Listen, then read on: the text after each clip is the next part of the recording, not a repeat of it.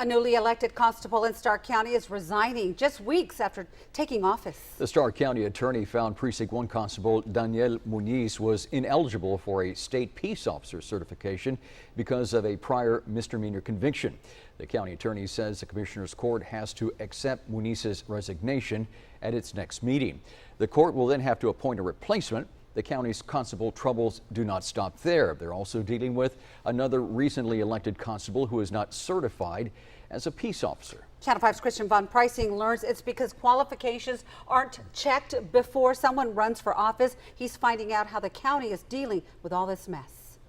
In parts of Starr County, state troopers are the most visible. Sí, pues hay mucha ley en el camino. Law enforcement on the road.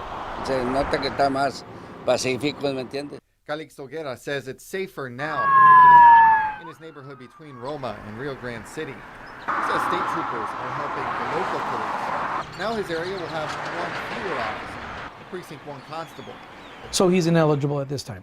He can never become a peace officer, and therefore he does not qualify under the statute. County Attorney Victor Canales was working to remove Precinct 1 Constable Daniel Muniz before Muniz submitted his resignation.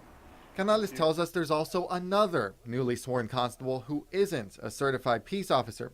That's Precinct 4 Constable Eli Martinez, who's now in the police academy working on his certification. If you can just imagine a person who has no law enforcement training going out and trying to conduct an effectual arrest. Now, it would be a valid arrest because he is a constable. However, he could be endangering people. He could be endangering himself. He could be endangering the person he's trying to arrest. How can somebody get sworn in but not meet the requirements?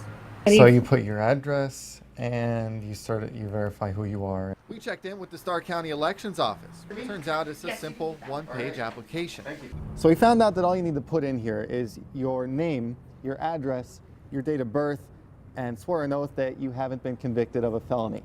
The elections administrator says by law, those are the things he checks before someone gets on a ballot. The procedure can create a problem that can only be fixed after someone's been elected. I would hope in the future that the state legislature would address it in as much as to create a qualification to run for the office. Because in essence what you've had is you can theoretically have individuals that are not qualified to ever take office run and keep other qualified individuals out, even though they will never be able to properly take office. As we mentioned earlier, Martinez is still working on getting his peace officer's license. He says his education track got held up when the police academy in Mission temporarily closed. They pushed it all the way back to October, so now, God willing, I should finish in April the 28th, if I'm not mistaken. Which keeps him within a 270-day grace period written into the laws to get that certification. Canales is still concerned about the liabilities, but it's legal. If I start it and he becomes a peace officer in the middle of it, what was it all for?